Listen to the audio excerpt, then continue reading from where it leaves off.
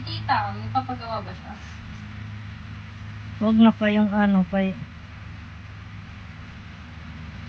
Tama, magpapamakeup ka ba? Ano lang, 500. Mahal. Eh, mahal yung mga products eh. Ang dami. Products. Mahal na yung gas. Bakit? Bakit? Nagpapadeliver. Wala nga deliver na gas na next Wala week. talab sa'yo yung blush. Siguro in love ka na. Binlashan din ako ng kapasok ng katawan, hindi na gumana.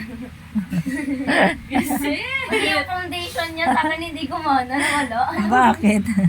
Siguro ang likot-likot mo. Hindi, inis na inis siya. Ayaw gumana ng blush dun sa may pisngi ko. Ang dami na niyang nalagay. Kung ang dami niya nalagay dun lang nag-visible. Busog ka talaga. Ano kung bakit? Natawanan ko lang naman siya. Hindi ko pa niya.